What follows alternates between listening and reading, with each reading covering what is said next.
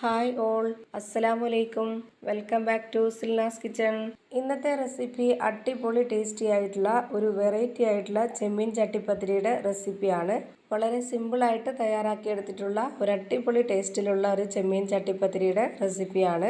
ഈ video skip ചെയ്യാതെ മുഴുവനായിട്ടും കണ്ടേക്കണേ. എന്നാൽ മാത്രമേ ഞാനിതെങ്ങനെയാണ് തയ്യാറാക്കിയെടുത്തെന്നുള്ളത് നിങ്ങൾക്ക് മനസ്സിലാവുള്ളൂ. റെസിപ്പിയിലോട്ട് കിടക്കുന്നതിന് മുമ്പായി സിൽനാസ് കിച്ചൺ ചാനൽ ആദ്യമായിട്ട് കാണുന്നവരാണെങ്കിൽ പ്ലീസ് ഒന്ന് സബ്സ്ക്രൈബ് ചെയ്തേക്കണേ. ഒപ്പം തന്നെ ഈ വീഡിയോസ് നിങ്ങൾക്ക് ഇഷ്ടപ്പെടുകയാണെങ്കിൽ ഒരു ലൈക്ക് ചെയ്യാനും മറക്കരുത്. ഇനി നമുക്ക് റെസിപ്പിയിലോട്ട് കിടക്കാം. അപ്പോൾ ആദ്യം തന്നെ ഈ ഒരു റെസിപ്പി തയ്യാറാക്കാനായിട്ട് ഞാനിവിടെ ഒരു പാൻ സ്റ്റൗവിലേക്ക് വെച്ചുകൊണ്ട് ഫ്ലെയിം ഓൺ ആക്കി കൊടുത്തിട്ടുണ്ട്. ഇതിലേക്കൊരു 30 ml കപ്പിന്റെ അളവിൽ 2 കപ്പ് ഓയിൽ ഒഴിച്ചു കൊടുക്കുന്നുണ്ട്. ഇനി ഇതിലേക്ക് മസാല തേച്ച് റെസ്റ്റ് ചെയ്യാനായിട്ട് വെച്ചിരുന്ന ചെമ്മീൻ ഇട്ട് കൊടുക്കുന്നുണ്ട്. ഇത് ചെറിയ ചെമ്മീൻ ആയതുകൊണ്ട് തന്നെ മുഴുവനെ തന്നെ ഇട്ട് കൊടുത്തിരിക്കുന്നത്. വലിയ ചെമ്മീനാണെന്നുണ്ടെങ്കിൽ ഒരു 3 പീസൊക്കെ ആക്കിയിട്ട് കട്ട് ചെയ്തെടുക്കണം. ഇതിലേക്കൊരു 1/2 സ്പൂൺ മുളക് പൊടിയും 1/4 സ്പൂൺ മഞ്ഞൾപ്പൊടിയും ഗരം മസാലപ്പൊടിയും ആവശ്യത്തിനുള്ള ഉപ്പും കൂടി തേച്ച് പിടിപ്പിച്ചതിന് ശേഷം ഒരു 30 മിനിറ്റ് റെസ്റ്റ് ചെയ്യാനായിട്ട് വെച്ചിരുന്നിട്ടാണ് ഇതൊന്ന് ഫ്രൈ ചെയ്തെടുക്കുന്നത്. ഇപ്പോൾ ഇതിന്റെ 2 സൈഡും തിരിച്ചും മറിച്ചും ഇട്ട് കൊടുത്തിട്ട് നന്നായിട്ടൊന്ന് ഫ്രൈ ചെയ്തെടുത്തിട്ടുണ്ട്. ഇനി ഇത് എണ്ണയിൽ നിന്ന് കോരി മാറ്റാം. ഇനി ഈ എണ്ണയിൽ തന്നെ ഇതിലേക്കുള്ള ഒരു മസാല റെഡിയാക്കി എടുക്കാനുണ്ട്. ഇപ്പോൾ ഞാനിതിലെ മുഴുവൻ ചെമ്മീനും കോരി മാറ്റിയിട്ടുണ്ട്. ഇനി ഇതിലേക്ക് ഒരു വലിയ സവോള പൊടിയായിട്ട് അരിഞ്ഞെടുത്തിട്ടുള്ളത് ഇതിലേക്ക് ഇട്ട് കൊടുക്കാം. ഇനി ഇതിലേക്കൊരു എരിവിനും മണത്തിനും വേണ്ടി 2 പച്ചമുളകും കട്ട് ചെയ്തിട്ട് കൊടുത്തിട്ടുണ്ട്. ഇനി ഇത് ഒരുപാട് അങ്ങ് വെന്ത് കുഴഞ്ഞു പോകണ്ട, ചെറുതായിട്ടൊന്ന് വാടി കിട്ടിയാൽ മാത്രം മതി. ഇനി ഇതിലേക്ക് വലിയ 2 ഉരുളക്കിഴങ്ങ് ഇതുപോലെ കട്ട് ചെയ്തെടുത്തിട്ടുണ്ട്, അതുകൂടി ഇതിലേക്ക് ഇട്ട് കൊടുക്കാം. ഇതുപോലെ ചെറിയ ചെറിയ പീസായിട്ട് കട്ട് ചെയ്തിട്ട് കൊടുക്കുമ്പോഴത്തേക്ക് പെട്ടെന്ന് തന്നെ വെന്ത് കിട്ടുകയും ചെയ്യും, നല്ലോണം ഉടഞ്ഞു കിട്ടുകയും ചെയ്യും. അതിന് വേണ്ടിയിട്ടാണ് ഈ ഒരു രീതിയിൽ കട്ട് ചെയ്തെടുത്തിട്ടുള്ളത്. ഇനി ഇതിലേക്ക് 1 സ്പൂൺ അളവിൽ മുഴുവൻ കുരുമുളക് ചതച്ചെടുത്തിട്ടുള്ളതാണ് ഇതിലേക്ക് ഇട്ട് കൊടുത്തിട്ടുള്ളത്. പൊടിയാണെന്നുണ്ടെങ്കിൽ അങ്ങനെ ഇട്ട് കൊടുക്കാം. ഞാനിപ്പോൾ മുഴുവനായിട്ടുള്ളത് ഇട്ട് കൊടുത്തിട്ടുള്ളത് നല്ലൊരു മണത്തിന് വേണ്ടിയിട്ടാണ്.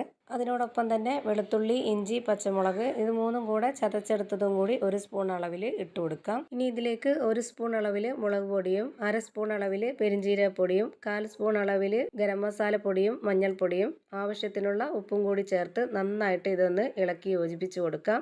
ഇനി ഈ കിഴങ്ങ് നന്നായിട്ടൊന്ന് വെന്ത് ഉടഞ്ഞു കിട്ടണം. അപ്പോൾ അതിനായിട്ട് കുറച്ച് വെള്ളം ഒഴിച്ചു കൊടുക്കുന്നുണ്ട്. ഇതിൻ്റെ കൂടെ തന്നെ ഇനി ഫ്രൈ ചെയ്ത് വെച്ചിട്ടുള്ള ആ ഒരു ചെമ്മീനും കൂടി ഇട്ട് കൊടുക്കാം. എങ്കിലാണ് ആ ഒരു ചെമ്മീൻ്റെ ആ ഒരു മണമൊക്കെ ആ ഒരു കിഴങ്ങിലും മസാലയിലൊക്കെ പിടിച്ചു കിട്ടുന്നത്. ഇനി ഇതൊന്ന് അടച്ചു വെച്ച് വേവിച്ചെടുക്കാം. ചെറുതായി കട്ട് ചെയ്തെടുത്തത് കൊണ്ട് തന്നെ വളരെ പെട്ടെന്ന് തന്നെ ഇതെല്ലാം വെന്ത് കിട്ടും. ഇപ്പോൾ കിഴങ്ങും ചെമ്മീനൊക്കെ നന്നായിട്ട് വെന്ത് വന്നിട്ടുണ്ട്. ഇനി ഇതൊന്ന് ഉടച്ചെടുക്കാം. അപ്പോൾ അതിനായിട്ട് ഞാൻ ഇതുപോലൊരു സ്പാച്ച് വെച്ചിട്ട് നന്നായിട്ടൊന്ന് അമർത്തി കൊടുക്കുന്നുണ്ട്. ഇതുപോലെ കിഴങ്ങും ചെമ്മീനും വെച്ച് ഉടച്ചെടുത്തിട്ടുള്ള ഈ ഒരു മസാല കഴിക്കാൻ തന്നെ ഒരു പ്രത്യേക ടേസ്റ്റാണ്. ഇപ്പോൾ ഈ ഒരു കൂട്ട് റെഡി ആയിട്ടുണ്ട്. ഇനി ഇതിൻ്റെ ഫ്ലെയിം ഓഫ് ചെയ്ത് കൊടുക്കാം. ഇനി അടുത്തതായിട്ട് ഒരു ബൗൾ എടുത്തിട്ടുണ്ട്. ഇതിലേക്ക് 250 ml കപ്പിൻ്റെ അളവിൽ 2 കപ്പ് വെള്ളം ഒഴിച്ചു കൊടുക്കാം. ഇനി ഇതേ കപ്പ് അളവിൽ തന്നെ 1 കപ്പ് മൈദയാണ് ഇതിലേക്ക് ഇട്ട് കൊടുക്കുന്നത്. അതായത് 250 ml കപ്പിൻ്റെ അളവിൽ 1 കപ്പ് മൈദ ഇതിലേക്ക് ഇട്ട് കൊടുത്തിട്ടുണ്ട്. ഇനി ഇതിലേക്ക് ആവശ്യത്തിനുള്ള ഉപ്പും കൂടി ഇട്ട് കൊടുത്തതിന് ശേഷം ഇത് നന്നായിട്ടൊന്ന് ഇളക്കി യോജിപ്പിച്ച് കൊടുക്കാം. ഇതുപോലൊരു വിസ്ക് വെച്ചിട്ട് ഇളക്കി കൊടുക്കുകയാണെന്നുണ്ടെങ്കിൽ പെട്ടെന്ന് തന്നെ കട്ടകളൊന്നും കൂടാതെ നന്നായിട്ട് ഇളക്കി യോജിപ്പിക്കാൻ പറ്റും. ഇപ്പോൾ ദാ ഇത് നന്നായിട്ട് ഇളക്കി യോജിപ്പിച്ചെടുത്തിട്ടുണ്ട്. ഇനി ഇതിൻ്റെ കറക്റ്റ് ഒരു പരുവം ഞാൻ കാണിച്ചു തരാം. ഈ ഒരു കട്ടിയിലാണ് നമ്മുടെ മാവ് ഇരിക്കേണ്ടത്. വളരെ നൈസായിട്ടുള്ള ദോശ ചുട്ടെടുക്കാനായിട്ടാണ് ഇതുപോലെ മാവ് റെഡിയാക്കി എടുത്തിട്ടുള്ളത്. ഇനി ഇതിൽ നിന്ന് ഒരു കയ്യിൽ മാവ് എടുത്തിട്ട് ചൂടായി വന്ന പാനിലേക്ക് ഒഴിച്ചു കൊടുക്കാം. എന്നിട്ട് ഇതുപോലെ ഒന്ന് പരത്തി കൊടുക്കാം. ഇനി ഈ ഒരു ഭാഗം ഒന്ന് വെന്ത് വരുന്ന സമയത്ത് ഇതിലേക്ക് കുറച്ച് എണ്ണ ഒന്ന് സ്പ്രെഡ് ചെയ്ത് കൊടുക്കുന്നുണ്ട്.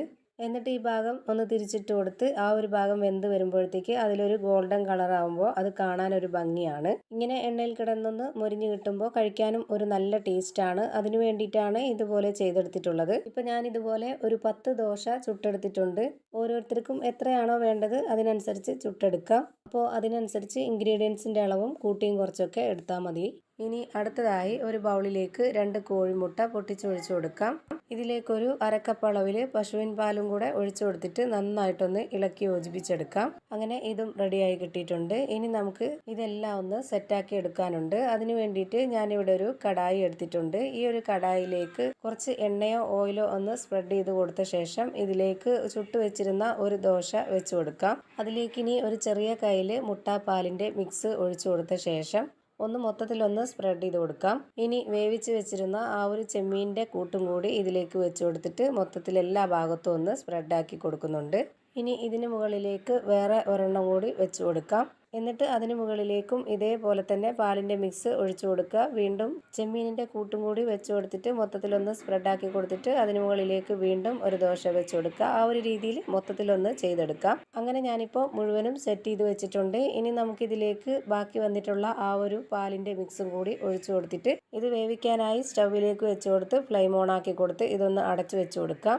ഇത് ലോ ഫ്ലെയിമിലാണ് ഇട്ട് കൊടുത്തിട്ടുള്ളത്. ഒരു 30 മിനിറ്റ് സമയമെങ്കിലും എടുക്കും ഇത് വെന്ത് കിട്ടാനായിട്ട്.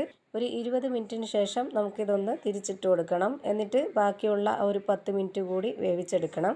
20 മിനിറ്റ് കഴിഞ്ഞപ്പോഴത്തേക്ക് ഈ ഒരു പത്തിരിയുടെ ഒരു വശം തന്നെ നന്നായിട്ട് വെന്ത് മൊരിഞ്ഞ് വന്നിട്ടുണ്ട്. ഈ ഒരു രീതിയിൽ ആ ഒരു ഭാഗം കൂടെ വെന്ത് വരണം.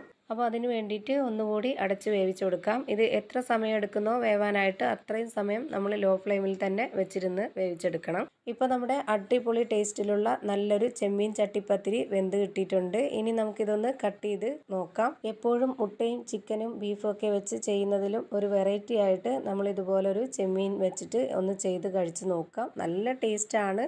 ഇത് കാണുമ്പോൾ തന്നെ നിങ്ങൾക്ക് അറിയാൻ പറ്റുന്നുണ്ടാവും എത്ര നന്നായിട്ടാണ് റെഡിയായി കിട്ടിയിട്ടുള്ളതെന്ന്. അപ്പോൾ ഇത്രയേ ഉള്ളൂ ഇന്നത്തെ വീഡിയോ ഇഷ്ടമായാൽ ലൈക്ക് ചെയ്യാനും കമൻറ്റ് ചെയ്യാനും ഷെയർ ചെയ്യാനും മറക്കരുത്. ഞാനിടുന്ന പുതിയ വീഡിയോസ് നോട്ടിഫിക്കേഷനായിട്ട് കിട്ടുന്നതിന് വേണ്ടി സബ്സ്ക്രൈബ് ചെയ്ത് ബെല്ലൈക്കൺ അമർത്തി അതിൽ ഓൾ എന്ന ഓപ്ഷൻ എനേബിൾ ചെയ്ത് കൊടുക്കാനും മറക്കരുത്. പുതിയൊരു വീഡിയോയുമായി വീണ്ടും വരും. Thank you for watching.